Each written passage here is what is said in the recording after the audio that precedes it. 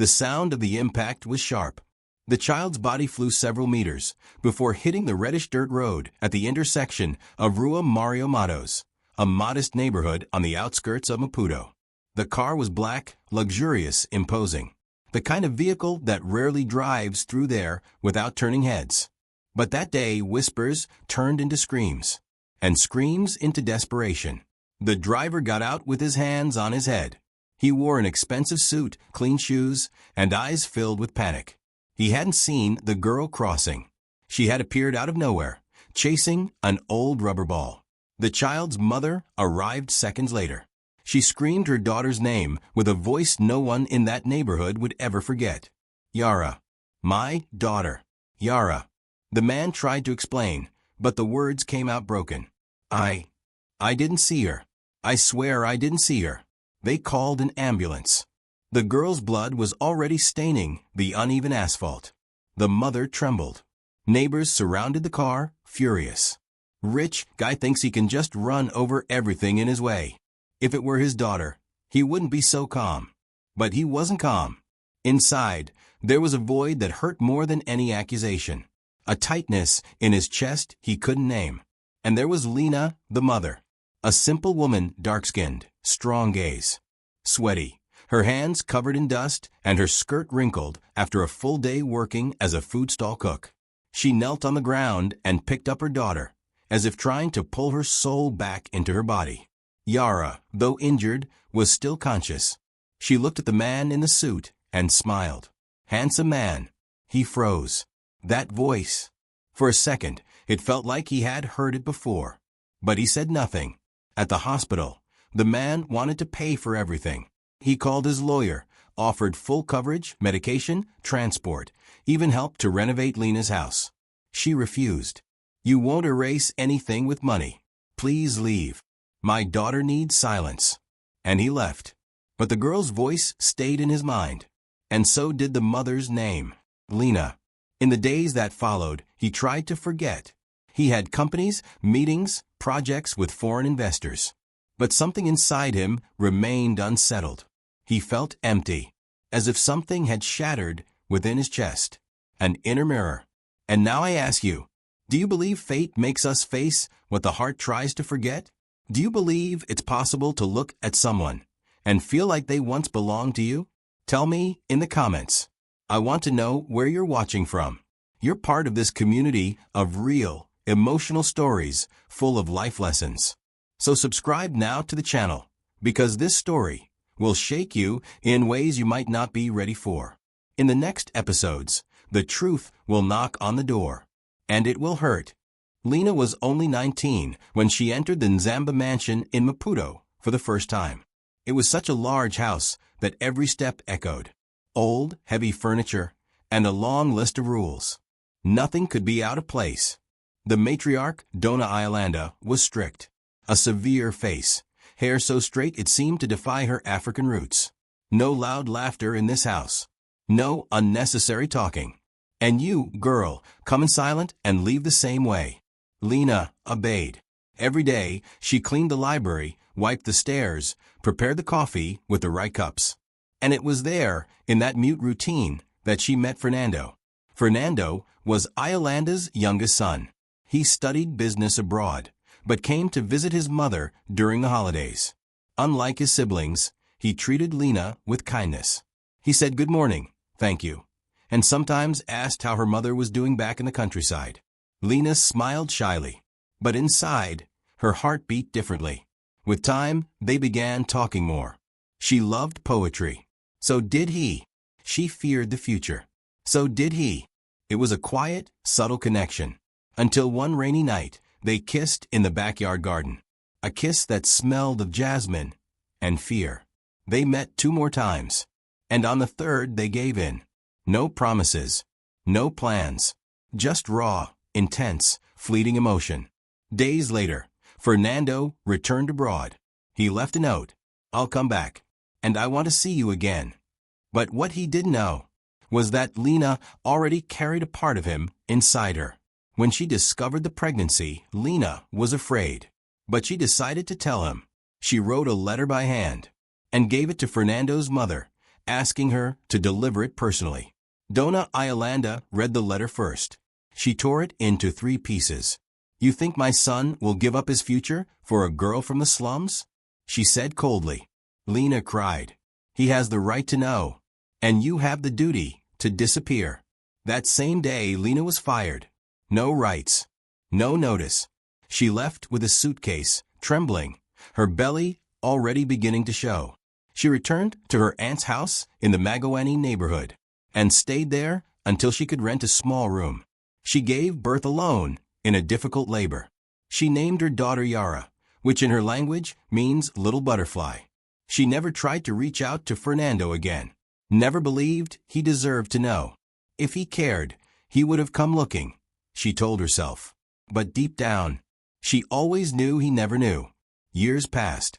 Lena became a food stall cook. She raised her daughter with honesty and sacrifice. Yara was sweet, joyful, and curious. She always asked about her father. "Is he a hero, Mommy?" Lena would smile and say, "He's someone who belongs to the past." But sometimes the past comes back, in a black car and in too much of a hurry. And you listening right now, do you believe a forgotten love can return in the form of a tragedy? Have you ever had to keep a secret so painful it felt more like punishment? Fernando tried to return to his routine. Meetings, contracts, mergers, reports. But he couldn't. The little girl's face kept returning to his mind every night. Not just because of guilt, but because of something he couldn't explain. It was as if her gaze pulled him back to a place he hadn't visited in a long time. The past. 3 days after the accident, Fernando discreetly called the hospital. He wanted to know if the girl, Yara, was getting better. "She's doing well. Recovering slowly, but strong. She's a resilient child." He exhaled with relief. "May I visit her? Without disturbing anything?" The receptionist hesitated. "Her mother doesn't want too many visits, but I can see what I can do." The next day, he showed up with an envelope and a simple bouquet. Nothing expensive. Just flowers that reminded him of childhood. Lena saw him arriving. She closed the door to the room firmly. "I asked you not to come back. I didn't come because of the accident. I came for her. I won't speak or justify anything. I just want to see if she's okay." She hesitated. But from her hospital bed, Yara heard his voice and smiled. "Pretty man. You came back." Lena sighed. "You can come in." 5 minutes. Fernando walked in calmly. Yara was sitting up, arm bandaged, with a small scar on her forehead. Even injured, she radiated a light that was hard to explain. "I brought flowers," he said awkwardly. "What color are they?" "They're the color of a hug," he replied, trying to make her laugh. Yara giggled. Lena watched silently. Fernando approached and showed her a drawing. It was a plane. "I used to draw planes when I was a kid," he said. Yara pointed to the nightstand. "Me too." There was a notebook with her drawings. Planes, flowers, and butterflies. He flipped through the pages. He stopped on one. It showed a woman and a man in a suit. "Who are they?" "My mom and my dad." Fernando froze. "And where is he?" Yara replied with ease. "He got lost from me when I was a baby. But one day he'll find me." He swallowed hard. Lena turned her face, hiding the tears. After that visit, Fernando couldn't stay away anymore. He began stopping by the hospital every afternoon. He brought children's books, colored pencils, crossword puzzles. Yara waited for him. "The drawing man is here." And every time he walked into that room, he felt something growing, something he couldn't name. Lena began watching him more closely. "Why is this man so interested in my daughter?" she asked herself. Guilt? Or does he know? But no, he didn't know. The pain inside her was greater than any suspicion. One day, while Fernando was telling Yara's story, Lena walked in quietly. She stayed behind the curtain, listening in silence. It was a story about a little bird who lost his nest, but was welcomed by a tree. When he finished, Yara said, "Mommy is a tree too. She protects me from everything." Fernando smiled. "And can I be a friendly branch?" Yara laughed. "You can. But only if you bring me candy next time." He laughed too. But Lena didn't. She returned to the hospital kitchen with a tight chest. Later, she told everything to her brother Elias. Do you think he knows? I don't think so. But fate knows the way back. And it looks like it's coming. And you listening to this, do you believe in connections that transcend time, even between strangers? Have you ever felt that someone you just met had already been part of your life somehow? Leave a comment down below. And if this story is touching you, subscribe to the channel now, because there's much more to come. In the next chapter, Fernando begins to uncover what was stolen from him 7 years ago. Fernando spent his nights restless. Yara's face, the way she looked at him, her wide, effortless smile. There was something about her that didn't feel new. It felt forgotten. On Monday morning, after a shower, he noticed an old notebook lying on the bed. It was one he had used before moving to Angola. He had left it behind during a move. Forgotten. He began flipping through it, skimming old bills and meeting notes, until he found a handmade bookmark, a folded piece of paper, written in familiar handwriting, though he couldn't recall from where. It was an old envelope, unsealed. On the front, just one word, Fernando. Inside, a handwritten letter, blue ink, shaky letters, but deep words. If you're reading this, it means that one day you chose to look back. I don't want anything from you. I just thought you had the right to know. What happened between us was brief, but real. And now, inside me, there is something that is also yours. A life. I am pregnant, Fernando. Fernando felt his stomach sink. His hands started to tremble. The handwriting. It was Lena's. He ran to the closet where his mother kept old papers. He found folders with documents, contracts, and old letters. And there it was, a note from Dona Iolanda, written in black ink. Letter from the maid. Burning, it would be too kind. I already had her dismissed. Fernando fell to his knees on the floor. He felt an old, filthy pain rise in his throat. She took my daughter from me. That same day, Fernando returned to the hospital. He carried the letter with him, but he didn't show it. When he entered the room, he saw Yara sleeping, one arm hanging off the bed, and Lena beside her, dozing off with her head down. He sat quietly and simply watched. There, in silence, he saw his mother's features. He saw how Yara breathed, how she frowned in her sleep. And suddenly, the world stopped. It was like looking into the mirror of his soul. Hours later, already back home, he called his lawyer. I need a DNA test. Discreet. With whom? A child. I need to confirm a suspicion. Does the child's mother know? No. But she will if it's true. For 3 days, Fernando disappeared. Lena noticed, but didn't miss him. She had convinced herself he was just another rich man trying to ease his guilt. But when he returned, there was a different expression on his face. A mix of pain, hope, and fear. Can I talk to you? He asked at the hospital entrance. Lena crossed her arms. I don't have time for guilty rich man talk. Please, it's serious. Speak. He pulled an envelope from his pocket. He didn't hand it to her, just held it. Do you remember a letter you wrote about 7 years ago? What letter? One saying you were pregnant. Who told you about that? You did. You wrote it to me. That's impossible. I gave that letter to your mother, and she stopped. Silence filled everything. Lena understood. She took a deep breath, looked him in the eyes. You read it. He nodded slowly. Her knees weakened. Her mouth went dry. And now, I want to know the truth. The envelope arrived in the hands of the lawyer. Sealed. Cold. Heavy. Fernando was home. Alone. He held the envelope for a few seconds before opening it. His heart pounded like a drum in his chest. He took a deep breath. Tore open the side. Read it. Genetic compatibility confirmed with 99.9% certainty. The child YN is the biological daughter of Mr. Fernando Nzamba. He closed his eyes and cried. He didn't cry just from the shock. He cried for the lost years, for the nights he never read a bedtime story, for the birthdays with no cake, for the tears he never wiped, for the fears she faced without him. The next day, Fernando returned to the hospital. But this time, Lena already knew. She had felt it in her body, in his silence, in the way he looked at her. And when he entered the room, eyes red and voice low, she spoke first. "She's yours, isn't she?" He nodded, tears in his eyes. "She is. Mine. Ours." She closed her eyes, held onto the side of the bed.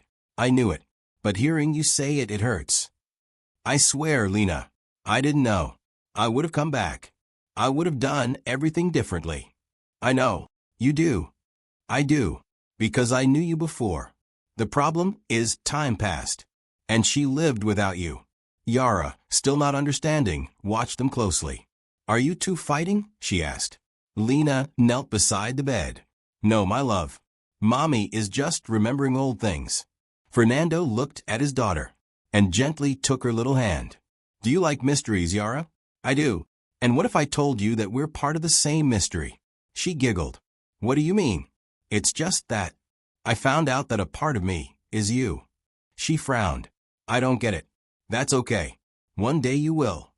As they left the hospital, Lena walked with him to the parking lot. "What are you going to do now?" "I'm going to be a father. Even if you don't accept me. Even if she takes time to understand. Even if it takes time." "You're not taking my daughter, Fernando." "I don't want to take her. I want to add to her life." She looked into his eyes. For the first time, without anger. Only with exhaustion. "Just don't make promises to her that you're not sure you can keep." "I'll only promise what I know I can do. That I'll try every single day to be worthy of this bond."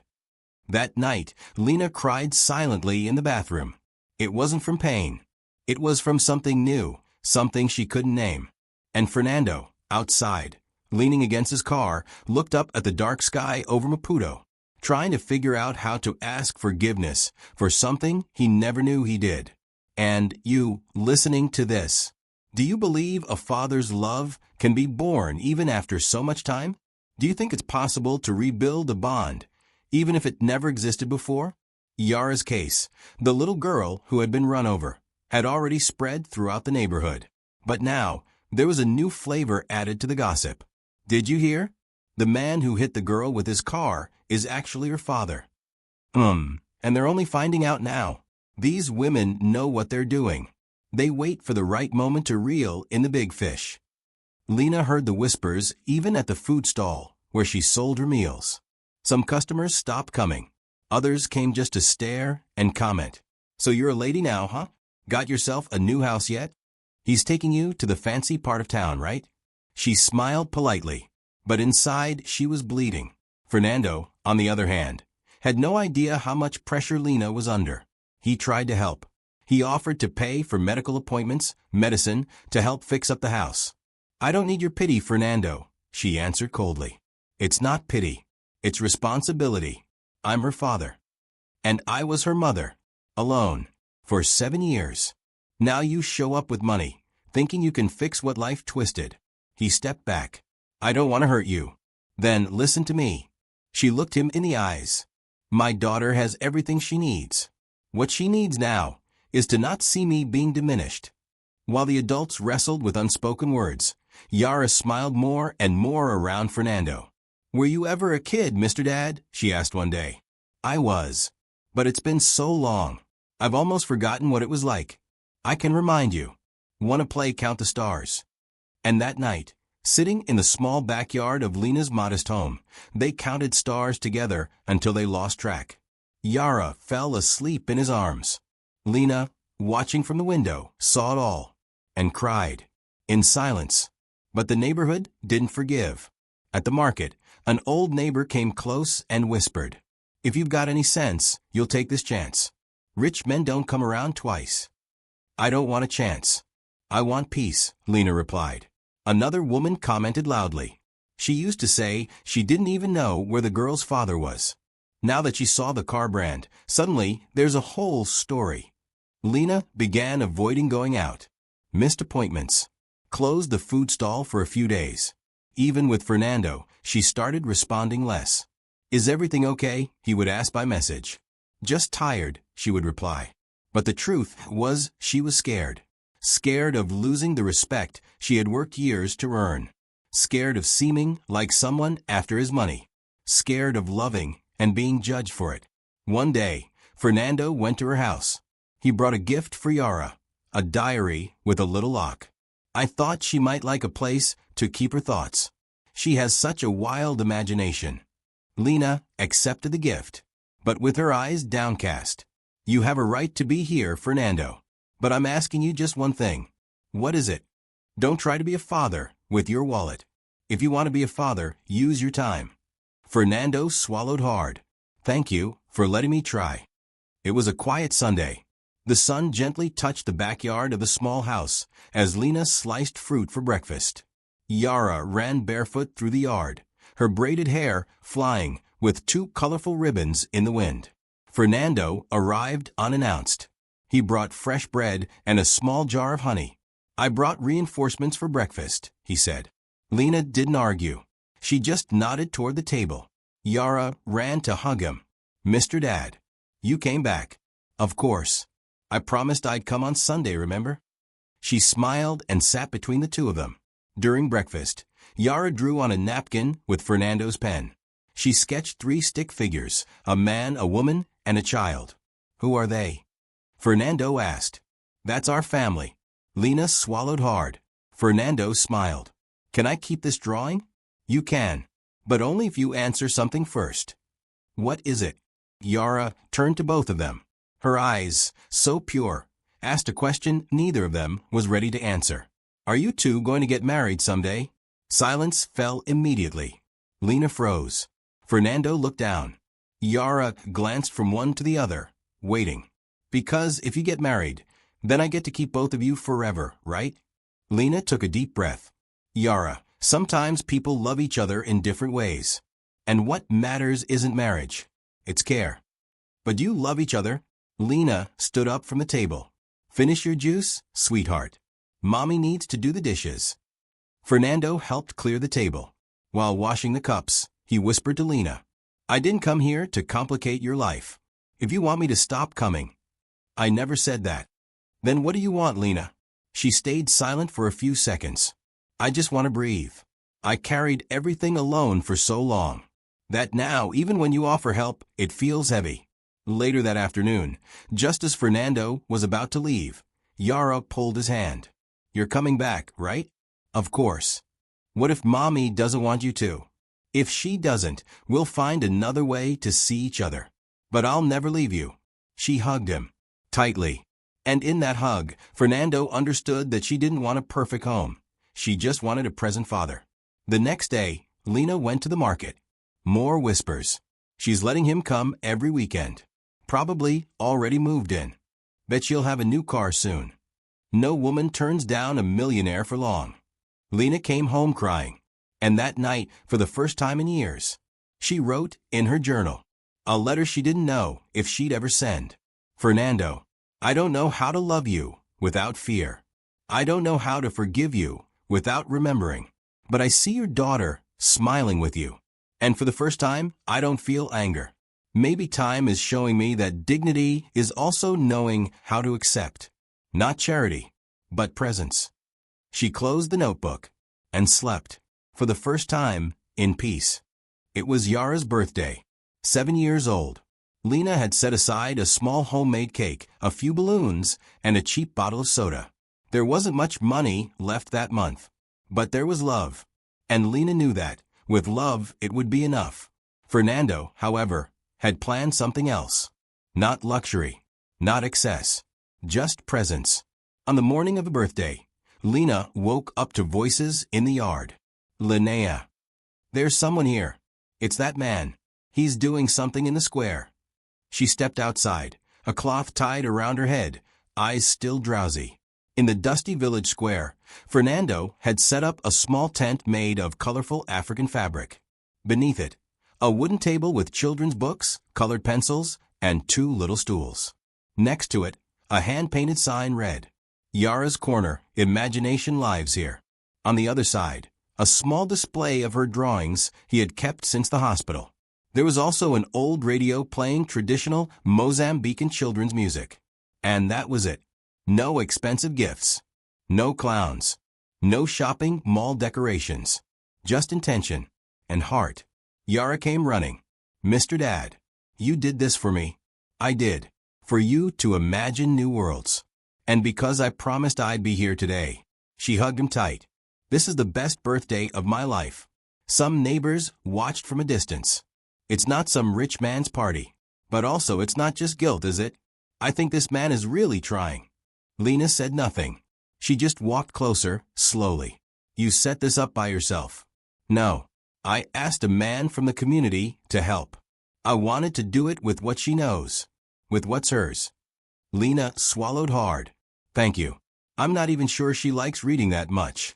She does, said Lena. Because I used to read to her when our light still came from a candle.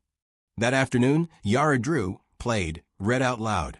Neighborhood boys approached, curious. Fernando invited them to join. This corner belongs to Yara, but she can share it. Lena, sitting on a little stool, watched everything from afar. She saw a man who could be in a boardroom with executives, but who, in that moment, held safety scissors to cut paper clouds. At the end of the day, Yara said something that melted everyone's hearts. Mom, do you think we can let him come over all the time? Lena didn't answer.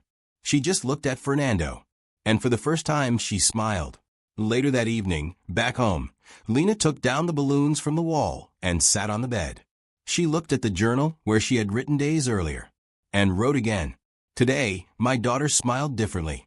Not just because there was cake, but because someone looked at her with eyes that said she belonged. Maybe I'll never be able to love Fernando like before. But if he keeps loving her like he did today, then maybe, just maybe, I'll be able to forgive. And you? Have you ever seen a simple gesture speak louder than any expensive gift? Do you believe love can be rebuilt through time, presence, and truth? Leave a comment. And if this story is touching you, subscribe to the channel now. Because in the next chapter, an unexpected visit will bring to light a past Lena hoped to bury forever. It was an ordinary Wednesday when Donna Iolanda showed up. She arrived unannounced in a black car with a driver. Sunglasses, silk scarf, strong perfume. Fernando was at Yara's school, waiting for her to finish her singing class. Lena was at home, making rice and beans for lunch. The knock on the door was sharp and rhythmic. Knock, knock, knock. She opened it, and what she saw was a ghost. Donna Iolanda? You really thought you could play with my family's name again? Lena said nothing. Her body trembled, but her face didn't. What do you want?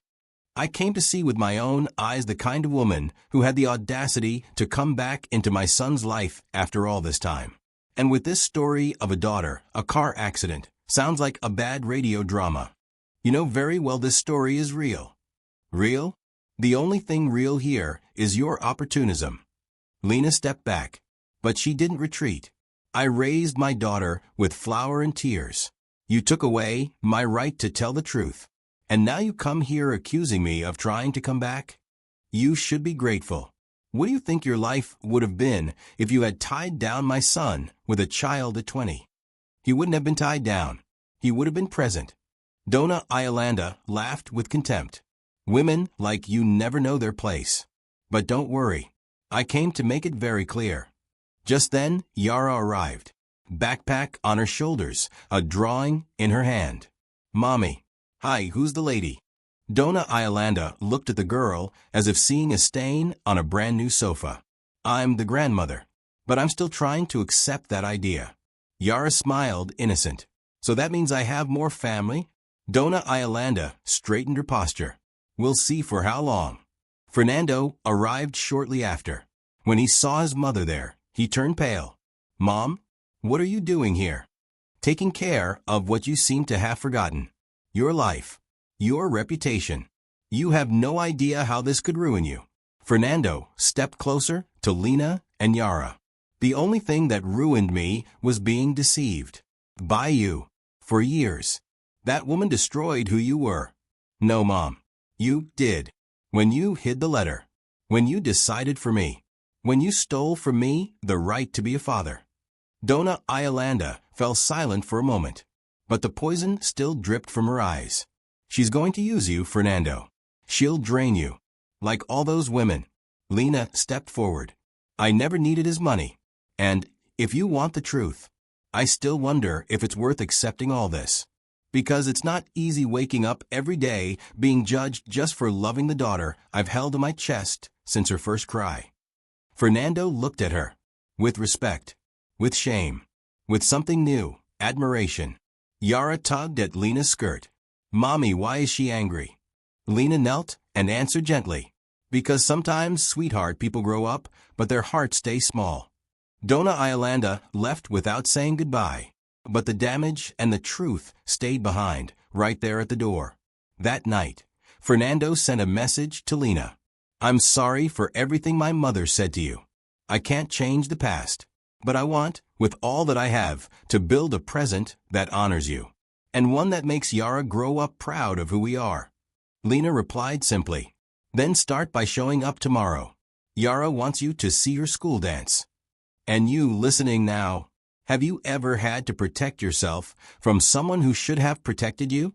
Have you ever been treated like you were wrong, just for loving the wrong person? Leave a comment below. And if you too have cried in silence like Lena, subscribe to the channel. Because in the next chapter, a daughter's strength will begin to heal old wounds between her mother and father.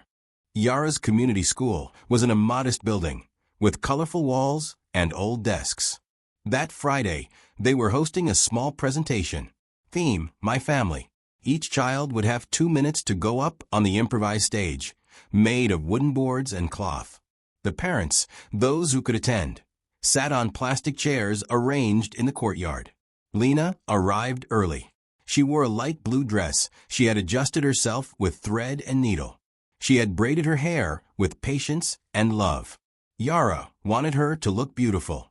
Fernando arrived a few minutes later. He wore a simple shirt, beige pants, and ordinary sneakers. No luxury. He wanted to look like a father, not a boss. They sat side by side. They didn't hold hands, but their bodies seemed to lean on each other, as if, after so much distance, the silence between them had finally become light. When Yara's name was called, Lena felt her heart race. The girl walked onto the stage smiling, holding 2 colorful pom-poms in her hands. Good afternoon. I'm Yara, and today I'm going to talk about my family. She looked at the audience, found her mother's eyes, then her father's, and then she said, My mom is my tree. She holds my roots. She protects me from the rain and the wind. The audience smiled. And my dad, he's a new branch. He came later, but he helps me climb. And when I'm tired, I can rest on him. Fernando cried. Without shame. Lena cried too. But for the first time, it didn't hurt. After the presentation, while the children were getting juice and cake, Yara ran up to them. Did I do good? You were wonderful, said Lena, kneeling to hug her. You were braver than most adults I know, said Fernando, wiping his eyes. Later, they walked together toward the school gate. Will you forgive me someday? Fernando asked in a low voice. Lena looked at him with serenity. I don't need to forgive you for what you didn't know, but I do need to learn how to share her love with you. And that, I'm trying. He nodded. And if one day I wanted to be with you too, as a family, she smiled. First, be present. Then time will tell. In the months that followed, Fernando kept showing up. Sometimes he picked Yara up from school. Other times, he took Lena and their daughter to the park or to see the sea. He never demanded anything. He simply offered what he could. Time, presence, respect. And Lena, little by little, softened on the inside.